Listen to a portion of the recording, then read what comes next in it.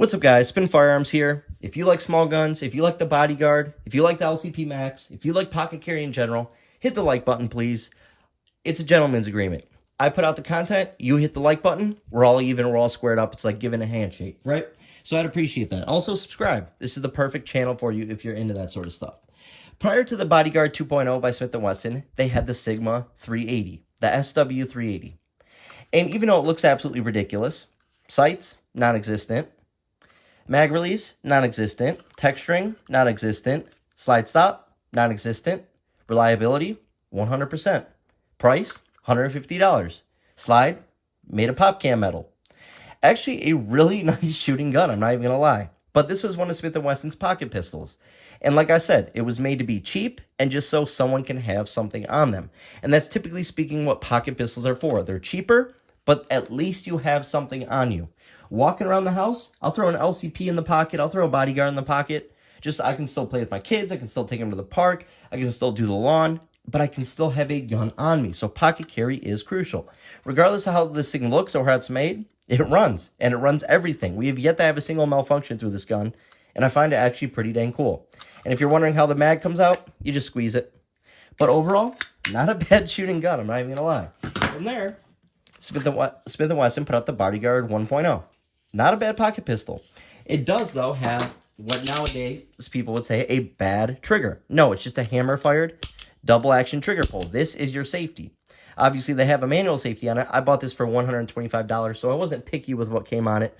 But you can get them without that safety on it. But overall, a shootable gun. Not the fastest trigger in the world, but once again, having something on you is more important than having nothing or leaving your big gun at home or saying, this is too heavy to carry for this event. I'm leaving without anything. I carry at weddings. I still have to drive to the wedding, drive home from the wedding.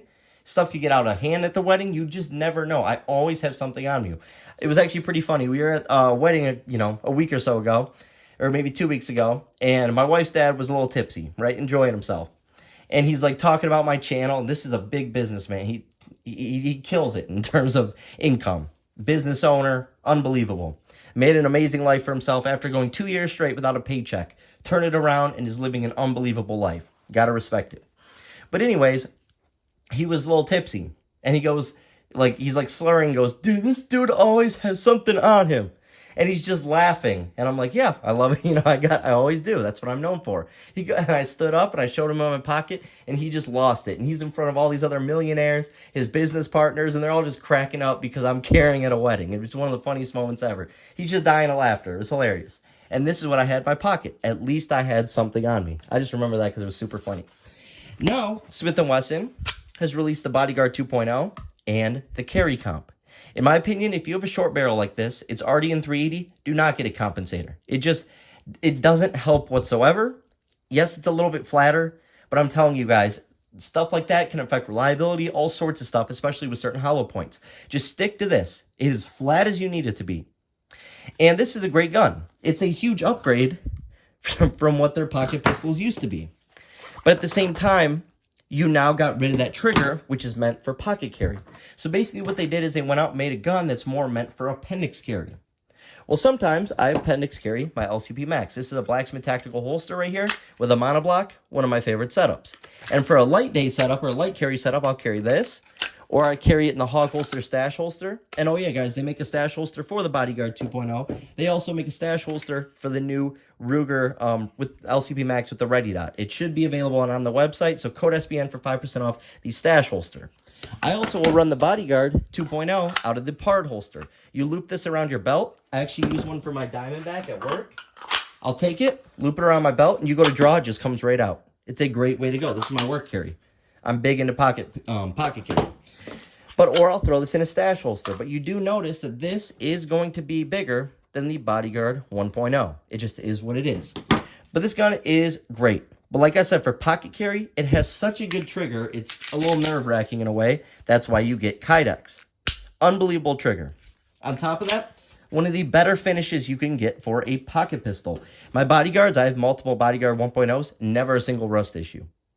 And I'm not even going to lie, Ruger has been known in the past for having rust issues on some of their LCPs. Not going to lie. But once again, it's about how you take care of your gun, how you treat your gun. In my opinion, they did a great job at making this ergonomic. It feels like it's still missing something, but for the size of it, it's relatively ergonomic.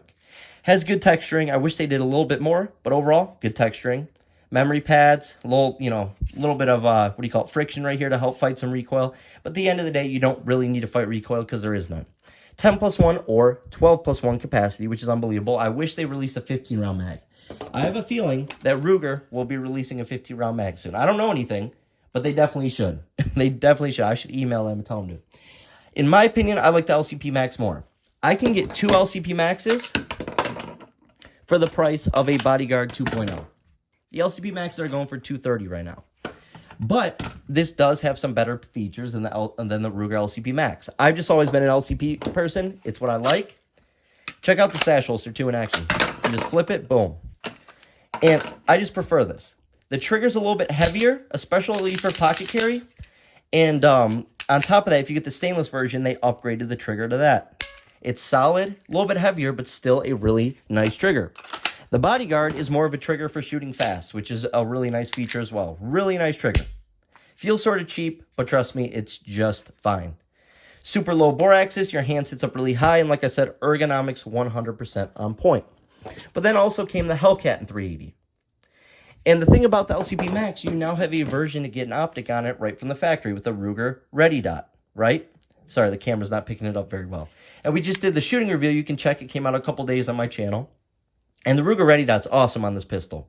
And I even did some drawing in the video. Even if your pants are surrounding your gun and you go to draw it, it just rubs off. There is nothing getting caught in your pocket. And like I said, he designed a stash holster for this. And also Blacksmith Tactical already has the optics ready holster for the Ruger LCP Max. So you can appendix carry this with the optic. It's a great idea. The one downside to this is if you do throw an optic on there, there's not really an optic designed for it where the optic isn't hanging off. This even hangs off of the Hellcat. And look how much thinner it is. So if you did want to put an optic on this, it's going to hang off. What Smith & Wesson needs to do is design an optic for it. Or there are rumors that the Ruger Ready Dot uses the same exact footprint for the sights, the same exact dove, and that you can get this for your Bodyguard. That's the rumor. If you guys want to explore that a little more, you can. But a gun like this is crucial. You should always have a pocket pistol. Like I said, a light carry. Check this out. Check out how small this setup is right here. Look at this. Look how easy. Seriously, look how easy that is. Look, I got my LCP Max right here. Stash holster. Code SBN for 5% off from Hog Holsters. Pair that up with my little orange knife that I mostly use for work. I just got it. It's an unbelievable knife. Look how tiny this stuff is. Because when you pocket carry, you lose a full pocket. You need to, offset that with the rest of your gear. Then I got my Vice wallet, and check out this little light from Olight. I know people hate Olight. I like them. They make cool, innovative products, especially their flashlights. You just pull this off, boom. And it's got a super, super heavy magnet on it, so you can use that as a keychain or whatever. But this just fits in the pocket. It's super tiny. So overall, this is literally all I'm carrying. And even if I throw this appendix in my Blacksmith Tactical holster, I still have, this. Both pockets are full, and I have this. Of course, I carry it with the 12-round mag in there instead. But like I said, this is made to be more of an appendix-style gun, in my opinion, versus pocket carry. Let's see it versus an LCP. Obviously, I have a whole grip on the LCP. It's bigger. Not a bad thing. But like I said, they sort of screwed themselves by making the slide so thin that you can't really throw an optic on there unless it's this right here, which you don't really need an optic for pocket carry. But like I said, I feel like this gun was more designed for appendix carry. This is actually a really, really nice pistol. You can typically get them used 350 and new like 400 without, the carry comp and all that.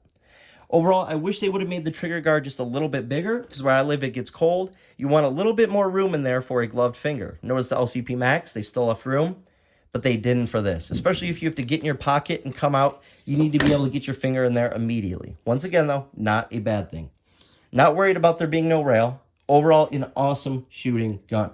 But for me, there's just not enough going on with this gun to go away from my LCP Max. My wife carries an LCP Max. And another thing that I've gotten a lot of comments about is that their Bodyguard 2.0 won't run Underwood Extreme Defenders.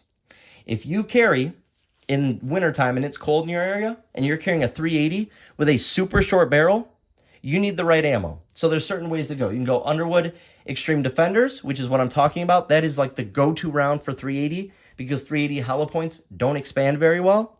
Plus a short barrel means not a lot of foot-pound energy on this thing. Therefore, you want something that can still get clothing, so you get a solid projectile like Underwood Extreme Defenders. Or you can go the route of double tap 380. They're 80 grain. That's what I run in a lot of my pocket pistols. And that's designed to absorb clothing and still get through and expand. And those are from double tap. And they're still hollow points. Code SBN for 10% off those. Those are great. That's another way to go. Those will definitely feed in your Bodyguard 2.0. If you're struggling with Underwood Extreme Defenders, what I tell people is polish your feed ramp a little bit. Get it a little bit more polished in there. And if you notice, this does have that second feed ramp. That feed ramp can also be polished. That's your barrel feed ramp. That's your built-in feed ramp, your backup. Just like the Springfield Army Hellcat. This has the same exact thing. Check that out. They got a backup feed ramp and your barrel feed ramp. Polish both of those and you might be able to run Extreme Defenders. But the reason why I carry the LCP Max, especially even during wintertime, it runs Extreme Defenders. It runs every type of ammo I put through this gun. It does not matter. Cheap, garbage, bad ammo, the greatest ammo, the most powerful ammo, it all runs out of my LCP Maxes. And like I said, I wouldn't let my wife carry hers if it didn't run the ammo that I put in hers. And she uses Platinum 380 Underwood Extreme Defenders. And they're super nice shooting. Also, the LCP Max, no recoil. If you watch my recent video where we were reviewing this, we did just a shooting section on the recoil. And the gun with one hand goes like this. And with two hands, it literally is flat the whole time. Nothing happens. It absorbs recoil so well, even for how light it is. In my opinion, I think it's flatter than the Bodyguard 2.0. I just do. It's just how it is. I don't know if it's my grip, but I get a much better grip on this gun right here because it's bigger and wider. You notice that? This is wider this direction, but thinner this direction. This is wider. I just prefer the LCP Max. But honestly, there's a lot of people that would say the Bodyguard 2.0 is a better gun. I will definitely say it has a better trigger, better finish. It doesn't have as good ergonomics. And also, the other thing is these sights. You have a blacked out rear sight with an orange front. That'd be great, but you notice how big that gap is? I like sights like this. Ameriglow cap sights. Blacksmith Tactical holster, of course. Where there's a very small gap. You're going to be more accurate with the smaller gap. It just is what it is. But once again, self-defense, you're not going to be shooting through your sights. It's going to be up close and personal and so on. This also works a little bit better than the LCP Max in terms of overall size of the gun. You notice that? It's a little bit longer while still having the same capacity. So you're going to have a little bit better chance of grabbing this either from appendix or your pocket. But also for pocket carry, it is going to be a little bit bigger, but also a little bit thinner. So that's where this thing definitely wins. It has better serrations, not going to lie. But other than that, I love the sights that come on my LCP Max. It's a blacked out textured rear metal with a front tritium fiber optic. So there's a fiber optic like sleeve in there with tritium. So when the lights go off, let's see if I can get it going on here. Here, let me turn up another light. It might still be too light up, but if you look at this, the whole thing glows. You see that? The whole thing glows, which is a really, really nice front sight. Also, if I can find it on the table here, here's the LCP Max with the Ruger Ready dot. See, the dot doesn't work in the dark, but you can still see that bright front sight through the window. See when the optic's moving? But you can still see it. It acts almost as a dot itself. The Bodyguard 2.0, I'll show you what that looks like. It's bright, and it's big as well. Not bad. Not bad at all. Overall, like I said, though, I am just a LCP Max person. But the Bodyguard 2.0 is also at the top with the LCP Max, no doubt. A lot of people would say this is a better gun. I just prefer the LCP Max as the ammo that I've ran through it. I haven't ran as many hollow points through this as I have this LCP Max, and this thing just eats everything. It's unbelievable. My wife's tungsten one just eats everything. It's a great, great gun. Like I said, the finish is better on this, but they also offer this in stainless, which I'm assuming they make bodyguards in stainless too. So if you get the stainless bodyguard, 100%, it's going to have a better stainless finish than this LCP Max. 100%. This is getting a little beat up on the slide. Not a big deal, though, whatsoever. That's the point of a carry gun. Overall, great gun. You can't beat it, especially look where it came from. Hope you guys enjoyed the video. Thanks for watching.